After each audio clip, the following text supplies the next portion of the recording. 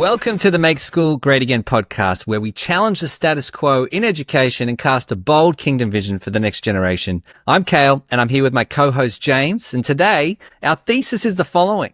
God designed children for purpose, discovery, and wonder, but today's schools often trade creativity for conformity. We're also joined by a special guest, Peter John, and he is one of Australia's leading music video directors, known for his authentic storytelling and visually striking work across multiple genres and continents.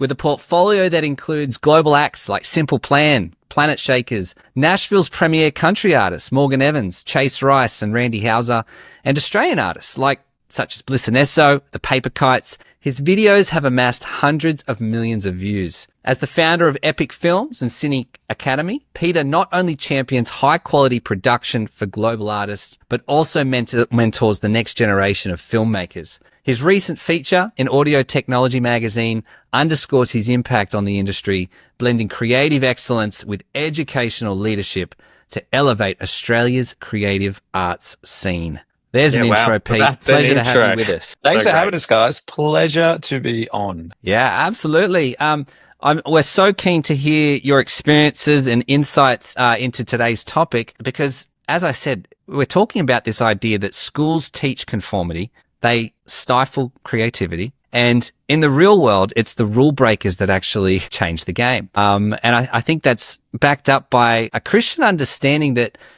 children are created to explore, steward, and activate their purpose. And so education shouldn't be something that's essentially stifling, but empowering, because we are, made by a divine creator who created us just like him in many ways to be creative. So with that in mind, let's jump into our first discussion point, which is, Pete, I'd love to hear about how your experience within the school system, and this is coming from all three of us actually went to public education, but I'd love to hear how your experience in that system either led to or assisted into the career path that you've chosen, or maybe, what was sort of left you desiring while you were in that system? It's a great question. I think I kind of enjoyed school, but at the same time, I didn't find any value in it. When I think back to those years, especially high school, I felt like I was just a rebel. I just didn't want to be a part of what was going on. And it was a public school. Some teachers were great, but just what happened in that culture it just felt really inhibited. Like I just couldn't express myself in the way I wanted to. And there was no real avenue for me to do that, no real area to do it. So yeah, I just felt like I was stuck. Like I just couldn't be me. Kind of, it did, I would say that the school did help me though, in a sense, help just me become a bit of a rebel and a smart aleck, which does help in the real world in a sense, cultivating a career path in creativity, because you kind of have to be countercultural to get the attention from the world in that sense, or from whatever's going on. It's the whole point is for yourself to be a creative or a creative to excel in the world, you have to be countercultural. You have to be the opposite of what's going on. Because in reality, creatives set the trends, especially in today's culture. We're finding that like social media and TikTok, all these things, everyone's trying to follow the trend to get attention. And everyone is becoming a cringe version, the worst version of themselves because of it. That's what I'm finding, especially in the high-end music industry as well, which is kind of disappointing. So yeah, I think I didn't like school, but I think it actually helped me in a very big way. But it's the opposite to why it should help you. Yeah. Ironically, it's not the learning, it wasn't the curriculum, it wasn't any of the things that the teachers had set out to do intentionally. It was going against it. And I think that's like, school teaches us to color within the lines, right? But God actually designed us to make new lines and draw outside of it. And so it's almost like that's what you've done.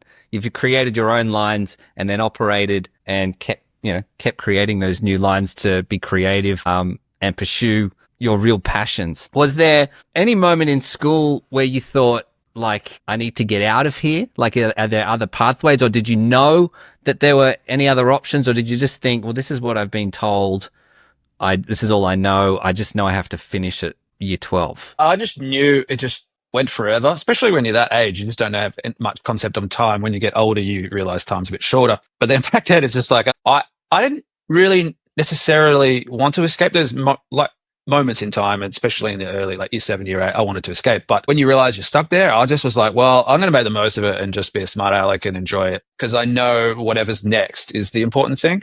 Whatever's outside of the structure is what matters.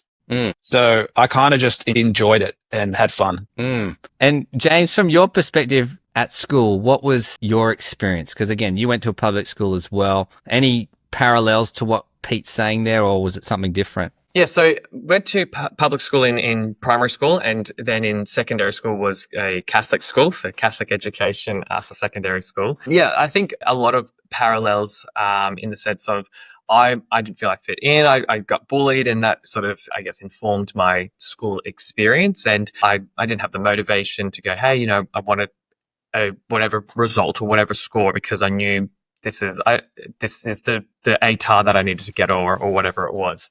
And so I think that not having that purpose or that clarity around, like, what are my options? What could I do? How do I then sort of set myself up to be able to do that? I didn't take advantage of, or didn't really see the value or the purpose of sort of achieving highly. And it probably wasn't until my year 11, 12 years that a teacher, my music teacher, that I was learning piano. I did piano. I felt that was like the only place that made sense to me. I spent my recess time there, my lunch time.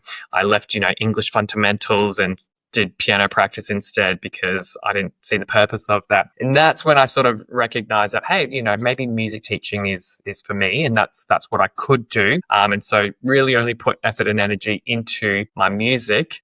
And that just was connected to the curriculum at the time, but it wasn't because of the curriculum or what I was learning in the curriculum. Very interesting. It's funny. I think we all share that connection with music at school. I know for me, going through school, I actually viewed it as like every year I'd finish a grade. It was like that was one less year on a sentence. Yeah. And it felt like a prison. I knew that at the end of that time, that's when life would begin. And I wonder how many other students still feel that. But for me, I remember feeling that, and maybe not really knowing how to articulate it. But I distinctly remember that feeling of once a year was done, it wasn't like I felt like I'd achieved something. It was more, that's one less year off a sentence. Yeah. Yeah. I was just going to say that sentence thing with prison. I was just watching a reel by Grant Cardone, and he was going through the grades with his kids that he homeschools, the grades, because they do all online sort of homeschooling. And he goes, why would you homeschool? Like, why wouldn't you homeschool? Because if you send them to school, you're just sending them to prison. Yeah. And so I was like, that's exactly it. Yeah. If I heard that at that age, wow, I would have been like, yes, he's talking my language. He knows how I feel. And so, for me, I was, always thinking about what I could do after and dreaming about a music career or the passions that I was really interested in, which at the time was, playing in a band, making music. I would always download live music video concerts of Napster, I think back in the day, and just watch them. And so it was almost a form of escapism, I guess, for me at that time, because I was wanting so badly to not be in the current system, as I felt it wasn't preparing me for life after. And then, fast forward ahead, finish school, I get a job. I remember getting my first paycheck and looking at, I knew actually how much I was getting an hour, and this was working at a restaurant, and then saying, but hang on, that doesn't make sense with the hours I've worked. And then realizing, there's actually tax and there's super. And I remember thinking, and that means I only get this much. Hang on a minute. No one ever told me this. Yeah. And that it sounds kind of silly, but I wasn't aware of just those realities that you are hit with when you enter the big world. And financial literacy, I mean, that's a big one. I wasn't set up for success in any sense and had to learn all the things outside of school, which I know people like Robert Kiyosaki have talked for decades on the importance of financial intelligence, because of just why, schools are failing children by not teaching them those skills and how to be self-sufficient and take responsibility for their finances. And it really raises the question, are schools just setting up, younger adults to just slip into the system and continue as that employee mindset for the rest of their lives and not think outside the box? Yeah. Kiyosaki makes a really good quote where he says, in school, we learn that mistakes are bad and we are punished for making them. Yet, if you look at the way humans are designed to learn, we learn by mistakes. I think that's very true. Thoughts on that? Anyone want to share? Yeah, I think back to your sort of experience of school and the whole, I just wanted to rebel and make mistakes, or I made the whole idea was that once I got through it, I can do what I wanted, and school sort of set you up to be sort of quite effective in the creative industry post school. What were some of those, I guess, mistakes or those intentional things that you learned through your schooling, be it not the curriculum, but through those sort of that set you up in particular that you feel? Was it was there anything in particular that you can sort of pinpoint? I think it's just that rebellious attitude, like being told you can't do this. I'm going to do it anyway. And I don't know where that necessarily comes from, but I just kind of was like, I don't want to do it your way. I don't see the path ahead the way you want to do it. And that the instance is from, got told in year 11 not to continue doing music in year 12 because the teacher said it's all theory based and you won't do well in theory based. And I was just like, what? Like, I found that kind of annoying. And so I was just like, whatever. And then fast forward a few years, then, 4 years after it, my band's playing a show at Rod Laver Arena in front of 13,000 people. And I'm like, in my head, I was like, I don't need your stupid theory to go where I want to go. And I think for some people, maybe if you're like a violinist in a concert band and you're touring around, I guess you would need to know a lot more stuff to fit in and be a part of that. But it's just not, it's so broad and not catered to the real world, essentially. It's kind of like, this is like every time I kind of went to school and felt that, I was like, this is behind 2 years, 3 years, 5 years, 10 years. Every subject. I'm like, why is it behind? Yeah. And it's, onto the topic of like what school forgot to teach. They're not teaching to the individual. And so for you, perfect example of just being told, no, I don't think you're actually going to do, first of all, what teacher says, I don't think you're going to go well in this, you shouldn't do it. I mean, that just says everything that's wrong with the education system. But the fact that it's, you're going to mass produce education, you're going to have mass produce results, and you're not actually honing in on what it is that, Pete, you're actually going to excel at within music. And so you saying all the things you were able to do outside of that proves that, right? I mean, you were just able to focus in and hone in on those skills and passions and interests that you knew that you would excel at, not the school. You didn't need the school's help there.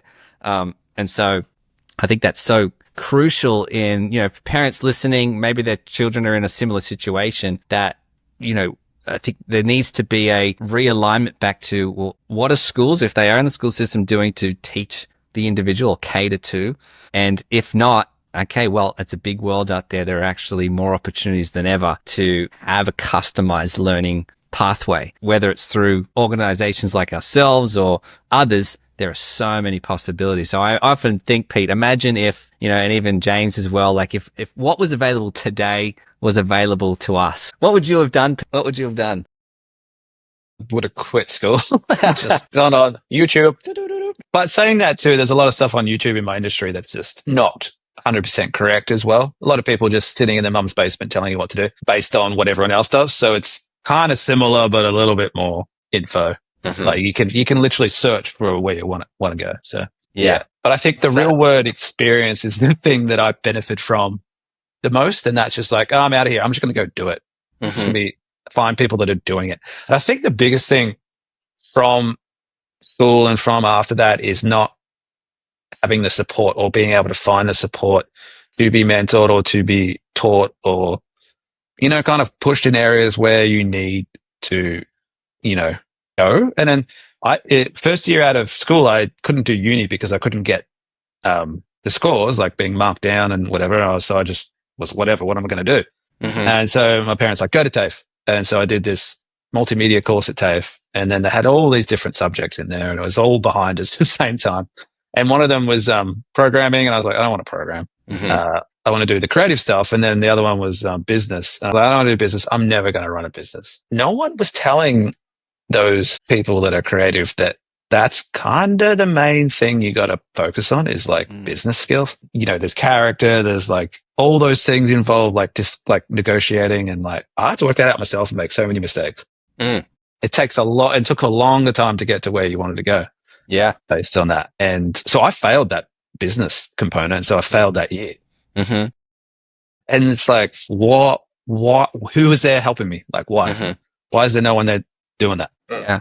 And even, I think like, I actually, you just reminded me, I did business studies at school, but I remember I actually struggled really bad with it. But, and I think what the reason was is no one gave me that bigger picture understanding of how this actually could be applied to what maybe I wanted to do. It was just sort of business in general, but nothing much more than that. And so I think that's another element that's lacking, that even the schools that are trying to be a bit more forward thinking and progressive in those real world skills, I think there's still room for improvement to connect it to why this is actually important and how this is going to help you succeed. Because like you said, Pete, making those mistakes after school, sure, that's a great thing to do because that's where you grow and there's a lot of wisdom in, failing. But at school, it's very different. It's like if you fail, you're punished for it. And, unfortunately, we have to make all the mistakes in sort of early adulthood to figure it out, where that shouldn't be the case. It should be that schools are teaching students about money so that they're not, struggling financially for the rest of their lives. Like, I think if schools actually focused on that a lot more, particularly in business, and that would have such a greater impact. And Kiyosaki, he talks about the synergy of all these skills, right? Like you mentioned, not being really taught to connect the different things you needed. Like, yeah, business skills is one, but then there's also marketing. There's also knowing the law. And so how those interact, I think there's so much value in that we often get too late on, not too late. We just get it later in life, which then we have to learn fast track outside of school. Yeah, exactly. The based on our theme, sort of looking at, what did school forget to teach? For you, Pete, what do you think that your school forgot to teach you or didn't give you the value, the depth, was it the financial space? Was it the business stuff that, we're talking about just now? Or was there something bigger that, school, if it taught me this, I would have been set up for life? Definitely finance stuff for sure. Definitely economics and definitely business. They're all electives. I don't think they should be electives because it's like, you're a young kid, you don't have any clue on life or what you should be learning. Like you have no idea. And they're basically pushing on things that aren't necessarily important or relevant for people's futures. And they're making the electives the things that you can skip.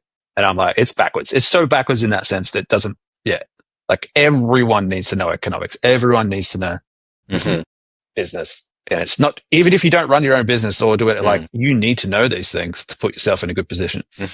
No, that's absolutely right. Kiyosaki says the following. He's like, academic qualifications are important and so is financial education. They're both so important and schools are forgetting one of them. So it's not to say the academic side's irrelevant. It's not. It is important. But the financial, it says a lot about how people then continue just to slip into that, what he calls the rat race, and continue in that space and never really get ahead because they were never taught or shown. I wish I was taught and shown those principles, when I was, I'm talking like, why not learn them from year 4, 5, 6? Why are we waiting even later? Like, I think that understanding should be shifted way back to when you think your child or they're at an age where they can start asking questions and wrestling with these bigger concepts. I actually think, it should start much earlier within schools, and obviously homeschooling. I mean, you can dive into starting a business whenever you want. You know your child best. And if they're showing interest in that space,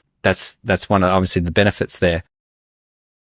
So Pete, as we wrap up, you joining us today, what would be your advice to, let's say, a student's in school, maybe they've connected with what you've said and maybe see a lot of themselves in your experience. What would be your advice to them based on what you've learned and experienced? I would say find someone that's kind of gone the path before you that you want to go. Find multiple people and ask them, because those people will be like, I'd be glad to help you, because I've done it a lot with a lot of younger filmmaker crew and just been there when they have questions and help them, because every single younger generation of crew coming out doing what I do or similar stuff, they literally have the same questions and the same just like non-understanding of industry and real life situations in business and that sort of stuff.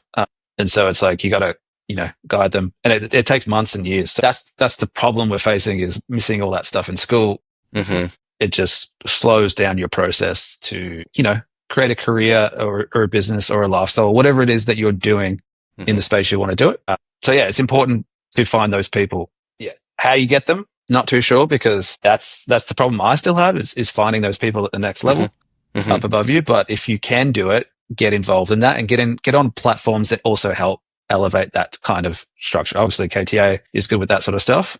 But yeah, get as much info as you can in the area you want to go to. Yeah, that's really powerful. And I love that you touched on the importance of mentorship. I think that's a huge component of, educational journeys where there is a lacking of that and guidance to be walking alongside. And again, it goes back to that schools aren't teaching to the individual. In schools, you can't have a mentor for every child, but in homeschool world, you can. It's actually possible. Now, where you find them, that's going to be different for everyone based on, connections and trust and who's in your circle. But I think that's such a key thing that, the homeschooling world understands quite well, in that, it's not like so much like that word teacher. In the homeschooling world, I think that teacher role includes mentoring. It includes facilitating.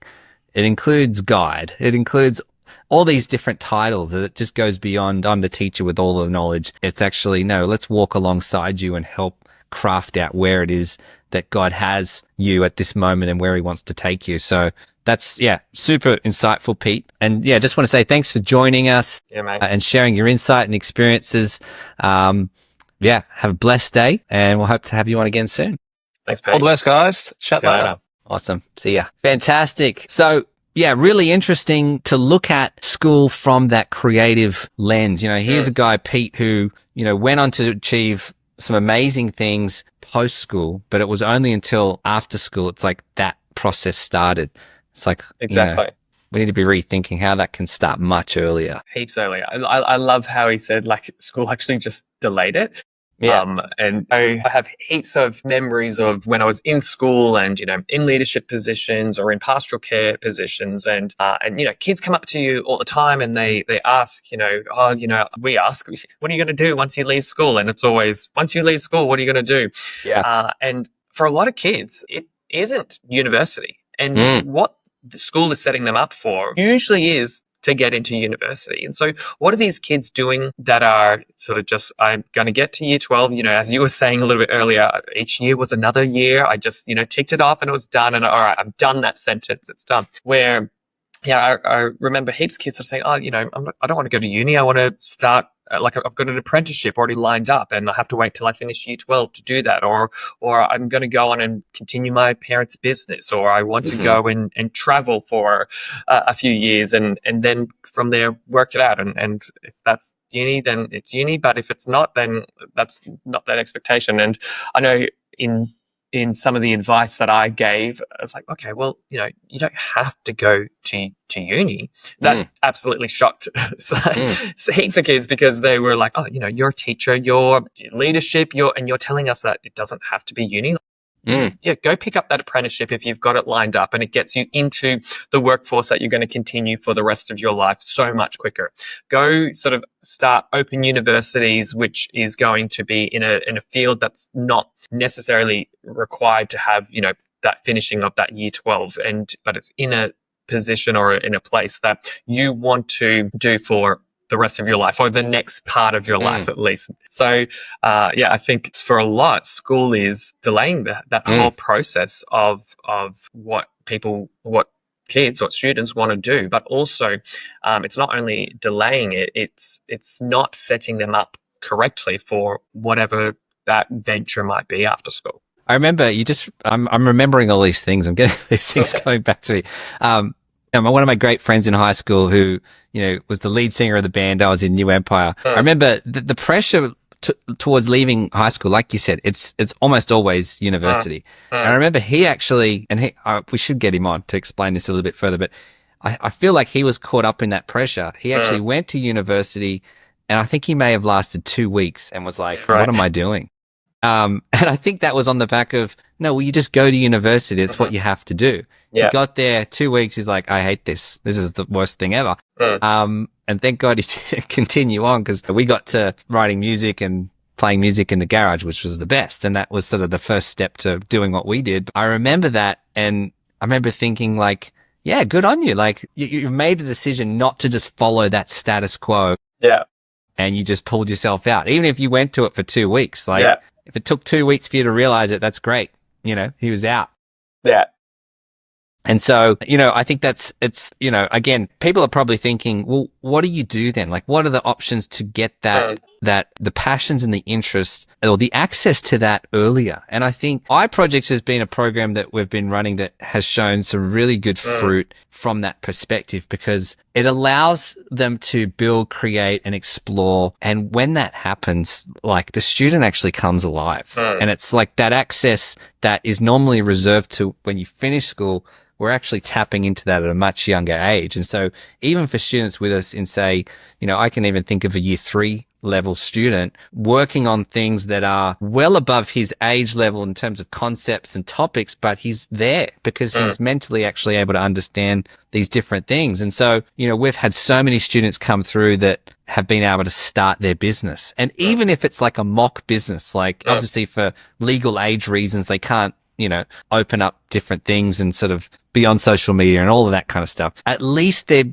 developing the skills to go, well, yeah, you're going to need a website. You need to think about marketing. You need to think about having a business plan. You need to think about the financial aspects of it. And even just discussing terminology around that. That's happening so much earlier in our programs like iProject, which I just think is something that is so needed for kids everywhere. And imagine a world where you had everyone tapping into their God-given passions and interests from, I'm talking like 7, 8, 9. They're being encouraged to explore, create, innovate. I mean, what a different world it would be. Yeah, most certainly. And these are personal passion interests, right? Like things that they discover and go through sort of some thinking of where they're currently interested in and being able to build their own project based on that and bring in all of those elements. That's right. And, I think about the parable of the talents, Matthew 25:14-30, where it's that expectation of how we steward our gifts. And so, again, it's that idea of stewarding them. What are we going to do with these gifts that we have? I think school a lot of times buries those gifts and talents, right? Especially when the whole model is set up on a system of standardization testing, which is giving everyone a result based on the same test. Like we said earlier, it's punishing the risk takers, whereas the parable is like, no, we actually want you to steward and take risks and explore, create, be innovative. A kingdom-centered education is one that encourages students to discover and multiply their God-given abilities. Schooling, it's putting a lid on that. And so it's just awesome to see that happen, especially from kids that have been through the school system. They come into our programs and it's almost just like they literally come alive, because now you're talking their language. You're talking to the individual, not a class saying, well, here's kind of broad general information, download it and just understand it. It's like, no, how are we going to make this work for you? And really tapping into what makes the student tick. Yeah, exactly. And it's done in a way that, because it's individualized rather than general, it means that not only is it speaking directly to the student, it means that it can be intentional around things that are going to set them up for the knowledge of what they need. And a 6-year-old that's in our sort of programs to 16-year-olds, that's going to change over the years, and that's fine. But we're allowing the student to actually explore rather than that school setting, which is, they're getting all this information and most of it we're not going to use, or they're not going to use ever again. And I think even taking this at a deeper level, I mean, passions and interest-based learning, I really believe that's the future of education, particularly with all the things we have access to. And to align with our mission of creating deep thinkers that have a biblical worldview, they're not something that's not something that's disconnected from that process, right? I actually stumbled across a verse that I don't think I'd ever found in Proverbs. And Proverbs is just one of those books that is just filled with all these hidden gems. And unless someone maybe points you to a verse there, you might miss something. And it says this, it's Proverbs 25:2. It says, "It is the glory of God to conceal a matter. To search out a matter is the glory of kings." And so this is, speaking to the joy and honor in discovering truth. It's really that act of inquiring and learning to seek out something is something that I think is so crucial and important. And, not to extinguish it through rote memorization and rigid curricula, right? And so one of the ways we do that with our programs is the Kingdom Inquiry Cycle. And this could be applied, not just in our KTA classes, but even for those passion and project-based programs where we basically set the students up on, like, if it's a 10-week program, they're going through their program and they're learning in a way that is facilitating deep learning, so that it's not just teaching you that front end sort of good stuff, but it's actually, let's go a little bit deeper here. So we basically start with the first step is the wonder. And so that's reflecting on God and asking questions. And what do we wonder about this topic and how it might connect? The next step, we go through to the seek phase. And that's searching for God's truth in this topic. What do we know? What's available in scripture? We go on to discover. Okay, let's learn with discernment. Okay, what's true? What's kind of half true? Maybe let's think critically about how this topic is being viewed from different perspectives. Make connections to God's word. Okay, what are the things that I'm doing here that do connect scripturally, and how can that influence my next steps? The last two, I think, are the most important, because it's actually activating the learning, right? So the second last phase is the share. How are we being salt and light? And with whatever we've made, created, or our ideas, how could this be something that has an impact on the culture? And then the last step is the grow, which really comes with reflection. I mean, when we grow as individuals, it's when we've taken the time to actually stop and think and reflect on situations, circumstances. I mean, I know I do it. I should probably do it more. But whenever you do, when you have that time to think and reflect and write down your thoughts and what you've learned, that's where you start to see, okay, how am I walking actually in God's wisdom? Have you seen that side of things? I know you've got, 5 kids. Is reflection a part of their daily learning? How would you describe it? Yeah, I think I'm big on reflection and feedback and the whole idea of seeking that actively as well. And so that's something that we definitely embed in our kids as well, to go, all right, they're going through learning, or they're going through sort of, whether it be, I can hear one of them practicing piano actually in the background right now. And it's sort of like, all right, then you're going through this discovery, you're going through this sort of development, and the whole stage, and it's part of, at the wonder stage, at the seek, discover, it's reflection at each of those stages as well.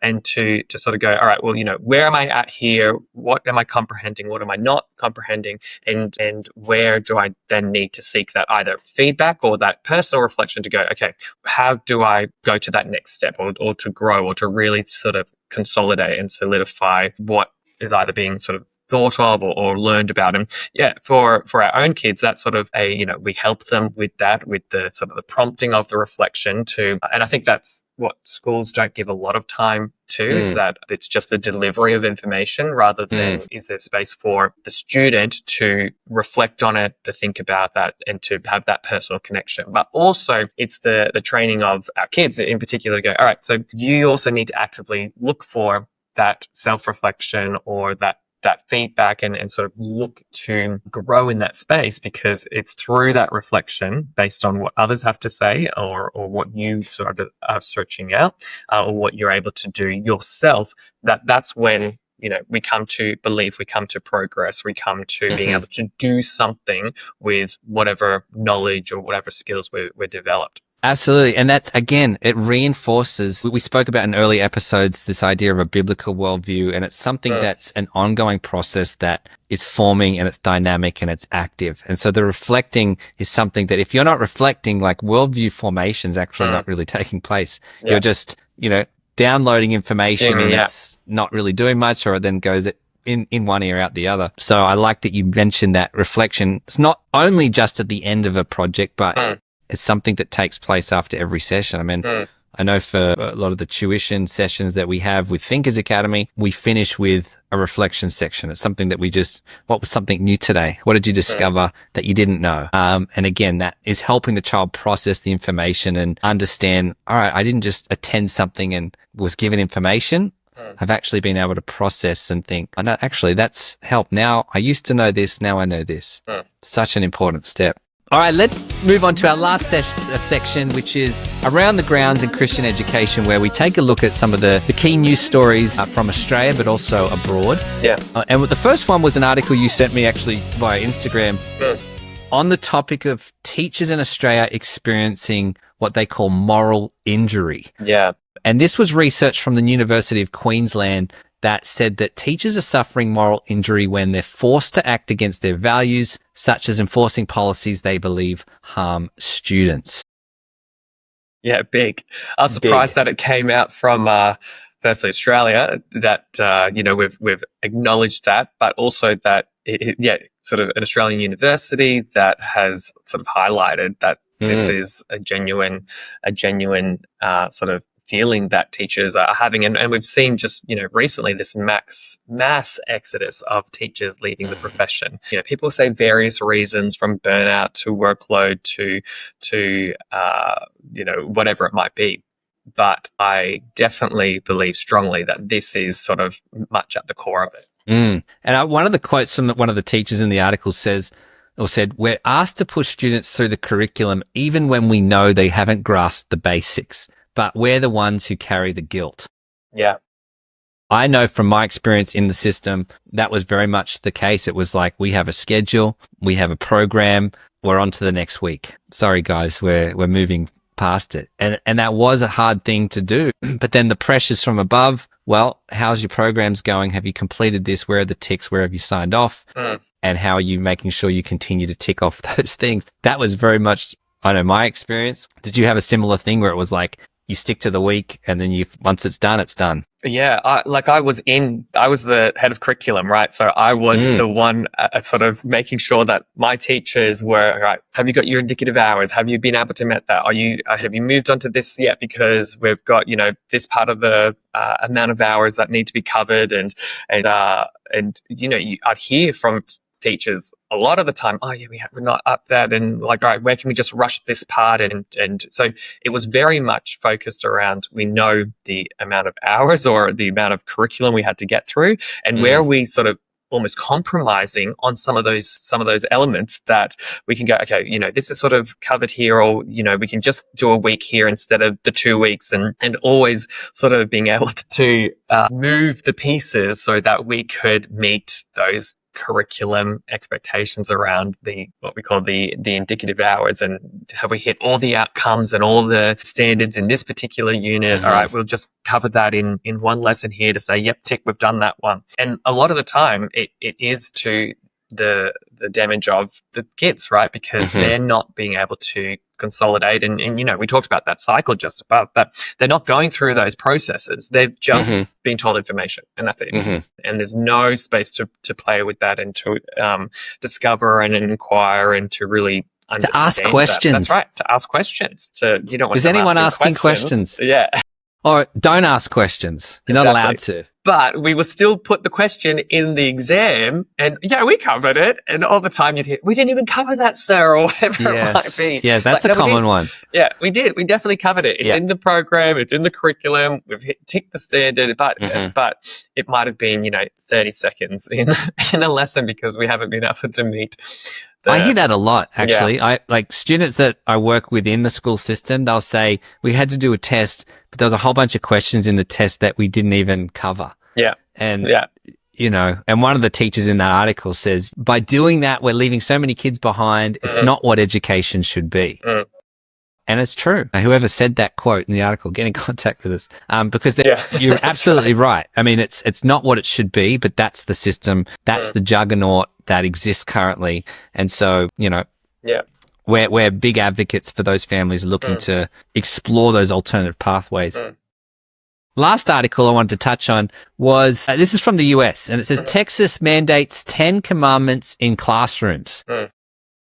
Now, this has obviously caused a bit of controversy over there, but they basically passed a bill requiring the 10 commandments to be displayed in all public school classrooms, which has obviously sparked debates on religious expression in education. I've got some thoughts on this. I'd love to hear yours, James. We haven't actually talked about this in the pre-show. Yeah. What's your first impressions? Yeah. On one, critical lens, sort of going, all right, perspectives, and there are different sort of religious viewpoints, and there are definitely, sort of some faith-based that, or even non-faith-based people that would not agree with that. And I sort of put on my critical lens to go, okay, is there the separation of church and state? And is there sort of like having that really meaningful discussion? But on the flip side to that, I think we've seen the decline, and we talk about it all the time. I think the decline in the education system is when God was pulled out of the education system, whether it be,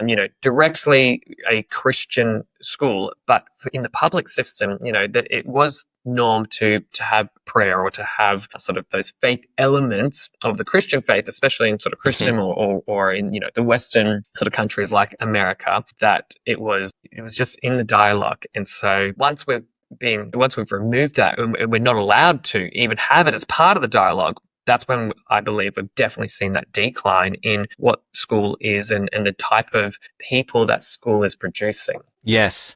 When I saw that article, I was so happy. I thought, good on the people that were behind pushing that bill through, because for me, I see it quite black and white. Okay, there's going to be people upset about it. But on the other hand, if it's not there, well, it's something else. There's another 10 commandments of sorts that is influencing the children. And so it's one or the other. Like there's no such thing as a neutral or, secular education. There's agendas all the time. So the fact that they've been able to do that, I think is great. Obviously, I'm an advocate for Christian education, but, at a deeper level, when you think about, like you said, the values and the things that are foundational to the freedoms that we experience in the West currently, or it seems less and less, but that the 10 Commandments have been the foundation of that. Correct. So, even if you're not religious, it's like, well, this is part of the country's history. Yeah. And this is what has made what we are able to enjoy and experience as Americans, in their case, actually possible. So we need to honor and respect this as something that has shaped our country from the very core. Yeah. And like we said, if there's no element of foundational truth, then it's going to be replaced with something else. Right. So maybe only in America something like this could happen. I can't see that happening in Australia anytime soon. But what a great way for a witness to all of those families that have kids in those classrooms that recognize, no, there is actually such thing as truth. Truth is not relative or subjective to what you're feeling or thinking. There is an ultimate authority. There it is. So I think that's a huge win. I also think, except for maybe the first three, the non-Christian can't reject the rest, right? Thou shalt not murder, thou shalt not steal, lie, whatever it is, right? It's like, we don't want that there. It's, well, we can't get away from those. Are actually also, if we're removing the Christian and not trying to diminish the 10 Commandments whatsoever, but from a humanity, from a principle, from a values, virtues perspective, you can't reject that, right? And law has been built on that and embedded into, what we see as norm and acceptable. So yeah, I 100% agree. Yeah. Well, that brings us to the end of episode 3. I'm so thankful for the time I've had with James again and Pete for joining us. Our next episode, we're going to be looking at the topic of how do we raise kingdom thinkers. I'm going to emphasize the thinkers, not cultural clones, which I think is going to be another jam-packed episode with lots of good insight and stats from around the world on that topic. But until then, thanks for tuning in. Don't forget to hit like, subscribe, and share with somebody you think might benefit from this episode. We look forward to seeing you next time.